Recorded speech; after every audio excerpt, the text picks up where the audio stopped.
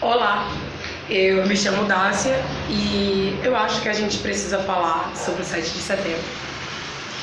Como não tem vinheta, a gente está começando aí as nossas experiências para ser youtuber. Eu me apresento para você. Eu tenho 32 anos incompletos, vou fazer agora dia 8 de dezembro, finalzinho do ano. Tenho 31 oficialmente. Sou educadora, trabalho na rede municipal de ensino do município em que eu moro, a cidade de Codó, no Maranhão. Sou, de certa forma, alguém forjado no calor da batalha, das lutas dos movimentos sociais. Sou humana do hip hop, né? Estou presente aí no movimento do hip hop já tem um tempinho e coordeno um coletivo de jovens negros da minha cidade. Então, a gente traz a problemática do 7 de setembro, que parece nada a ver com as outras coisas que eu apresentei, para dar um viés, né, da questão racial e social para essa data comemorativa da nossa história nacional. Então, eu também sou historiadora de formação, acabei esquecendo de falar, e vou falar com um pouquinho de propriedade das leituras que eu fiz ao longo desse tempo todo. Então, a gente tem elementos fundamentais na história brasileira, na investigação histórica brasileira, né, a nível nacional, que estão pensando aí o 7 de setembro, né, no que isso movimentou dentro de um Rio de Janeiro, de um Sudeste brasileiro. Mas a gente vive na região Nordeste, né, e aí é aqui que a gente vai botar a coisa em análise.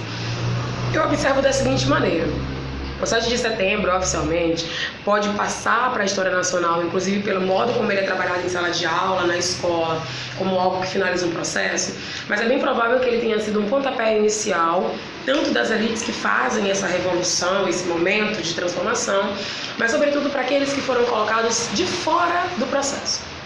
Quem recorda muito bem do 7 de setembro sabe que ele está descrito no nosso hino nacional e começa tudo com: ouviram as margens do Ipiranga, né? E todo o resto. Porém, o nosso hino não retrata de verdade lá, né, tal qual aconteceu o processo de independência do Brasil em 1822. A gente também tem uma novela passando nesse momento em canal aberto, com acesso a praticamente todo mundo, e que tira várias situações, né, da realidade para que algumas justificativas para a história nacional nesse momento aconteçam. Então, o que a gente tem é um 7 de setembro que se efetiva como um processo histórico organizado pelas elites nacionais, a exemplo dos partidos que estavam organizados na época. A nomenclatura partido não é nem das mais corretas, mas sim, eles eram grupos que defendiam interesses específicos de determinadas classes sociais. E o projeto tido como revolucionário, que não era revolucionário coisa nenhuma, que era liberalismo econômico puro, era tentar modernizar o Brasil à força, ele foi colocado logo de lado de primeira. O que passa então é tentar fazer a conexão entre a monarquia que existia, representada ainda por um Dom Pedro I, e um processo de controle dessa mesma monarquia, já que a burguesia estava em escala de ascensão mundo afora, conseguindo controlar aí as oligarquias e aristocracias por onde ela passava. E aí no nosso querido Brasil, o que é que se efetiva? Negros, a gleba camponesa, né, a brecha camponesa, comunidade indígena que ainda é exterminada naquele momento, e todas as outras possibilidades, todas as outras populações chamadas como minorias nem foram chamadas para conversa. E é daí que o Brasil atual nasce, então. Um processo que efetiva o começo do negócio, mas que é tido como fechamento e que no final das contas deixa a gente nesse limbo de compreensão de quem nós somos. Então a gente precisa falar do 7 de setembro porque a data de hoje não é uma data para se comemorar. Infelizmente, nós continuamos em um país que se pensa de modo colonial, e se dizer que ele se pensa é até um elogio, porque na verdade as nossas elites, né, que segundo o MC Dom L, né, do Ceará, que lançou CD recentemente, né, os políticos são os herdeiros dos senhores de escravos, ou seja, os caras continuam querendo fazer com que tudo permaneça no lugar para que eles continuem mandando. Mas a gente é um pouco saliente, né?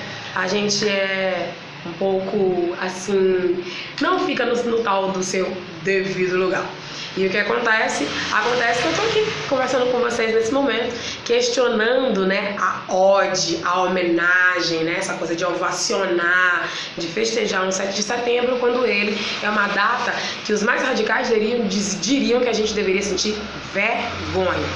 Vergonha de um país que está há pelo menos 5 anos investigando uma Lava Jato, não consegue prender os verdadeiros vilões do processo, inocenta alguns, problematiza outros. Recentemente foi colocado na República de Curitiba, né? A quantidade de dinheiro que já conseguiu ser resgatada, ela não é 1/10 daquilo que a Lava Jato roubou do nosso país. E na última semana teve mala de dinheiro de novo em apartamento dessa vez.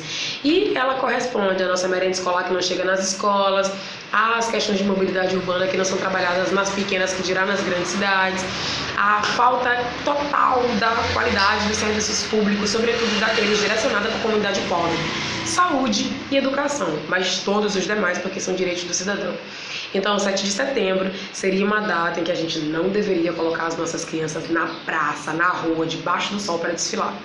Nós deveríamos sim estar oportunizando nessa data momentos de reflexão, atividades educativas, lúdicas, interativas e interessantes, para que a gente ensinasse às nossas gerações o valor da liberdade.